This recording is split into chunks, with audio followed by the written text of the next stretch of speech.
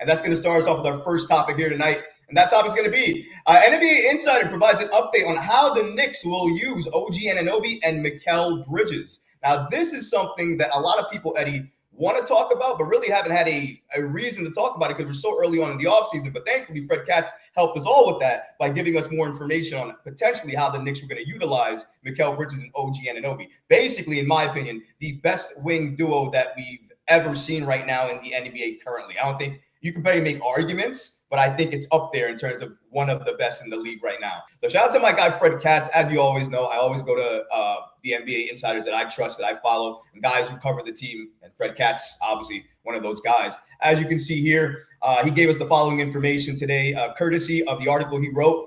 And this is more or less the storylines headed into next season. But in them, he gives us some really solidified information. He states the following. Wherever Bridges and Anunoby fall, they provide a luxury Knicks head coach Tom Thibodeau, one of the league's top defensive minds, has never had. These are two big wings capable of manning Giannis or Luka.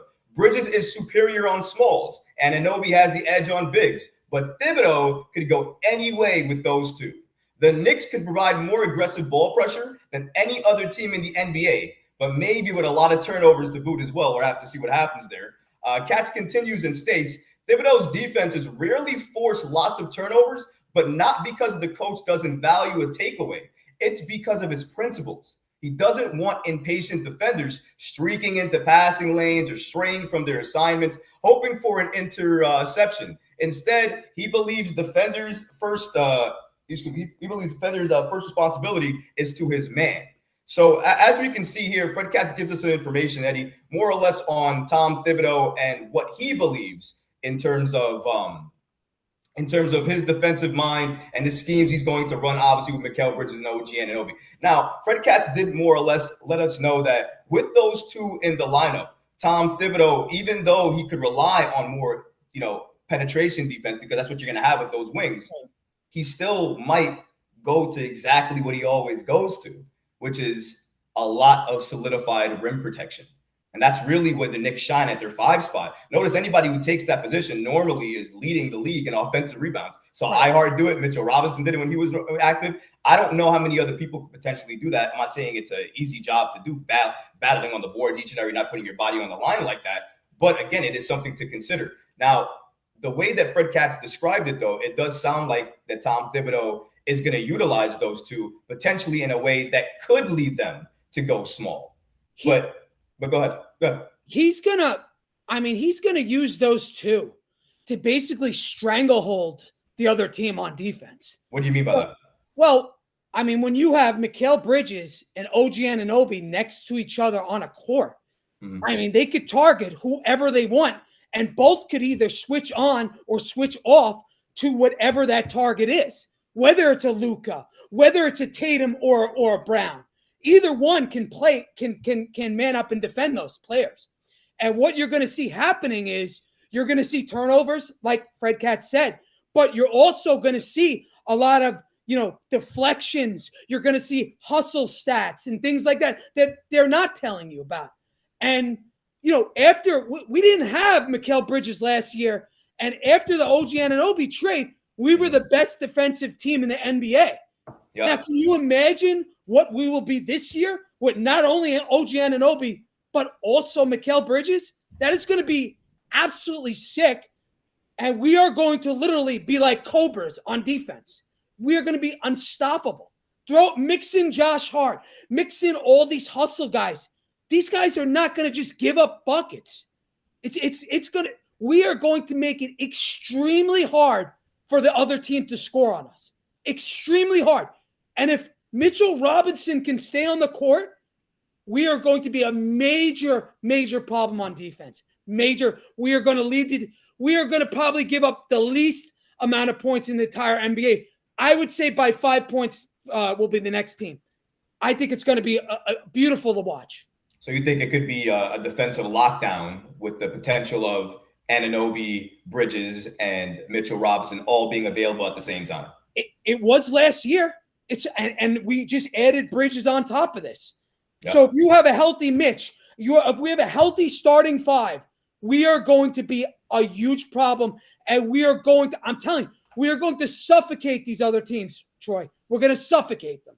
What do you think about, I just want to go back to a point that Fred Katz mentions here. He mentions in terms of Tom Thibodeau, his defenses rarely force lots of turnovers, but not because the coach doesn't value that takeaway. It's because of his principles. He doesn't want impatient defenders. I find that so key. You know how we sometimes see some of these guys on the court, Jericho Sims, for instance, leap, right? Yeah. Always shit. Thibs don't like that. Thibs don't want you to do that. He wants you to stick to your man and understand your role when you're out there. That's why Precious, in my opinion, got minutes over him. But see, that way he's talking about it leads me to believe we're not going to see that small ball lineup. We can't see it because if you're going to go by Thibs' principles, which is exactly what Kat is saying here, is Thibs' principle to play somebody who's a small ball five unless he has to, he's forced to? No. Right. I mean, look, again, we've had discussions in the past about this. Tibbs is kind of a guy that's stuck in his ways, good, bad, or indifferent. However you feel about Tibbs runs a traditional lineup, whether you like it or not. And I know a lot of people this year are saying they want to see Randall as a small ball five. What have we seen the last 4 years Tibbs do?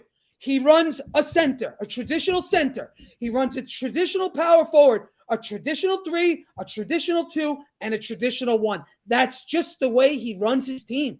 And that's the way he likes it. And let's be perfectly honest. He's been successful doing this. I think the reason, Eddie, people talk about the small ball is because of the roster.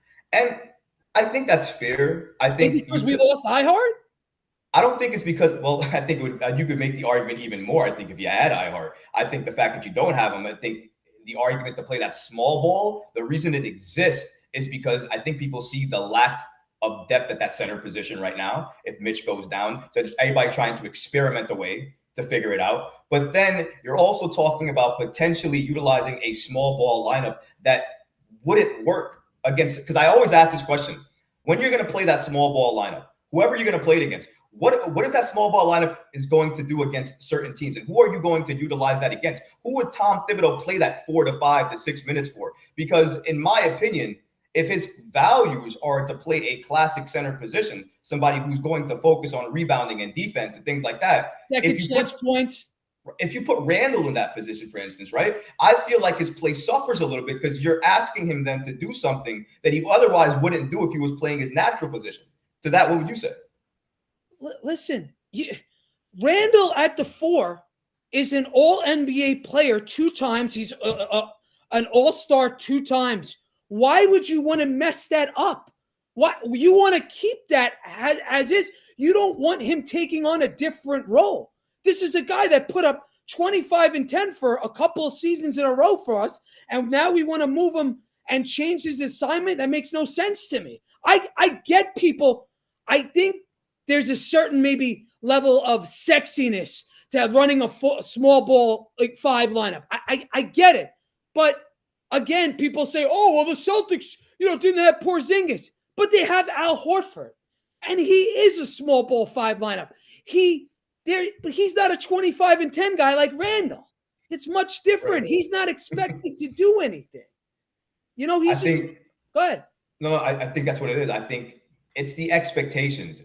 The roster we have right now makes it look, to your point, sexy. Because now it looks like, well, we don't have to rely on the protection of the rim anymore. Why don't we have to rely on that? Because we have these wings that are going to keep everybody out. Right. They're going to keep everybody out 48 minutes, Eddie. Nobody's going to get into the paint. They're going to lock everybody out forever. Come on. Somebody's going to get in. And if your head coach relies on that level of defense, then that's what you're going to do. Listen, I understand it. I get the position fans want to put us in because of the roster that we have. Let's make sure we understand. Basketball for Thibs is a lot of read and react. He doesn't want you thinking extra out there. He wants you to do your job. Go ahead, Eddie. So, one thing that's going to change from last year to this year is the fact is, look, we were 23rd in the league in field goal percentage last year.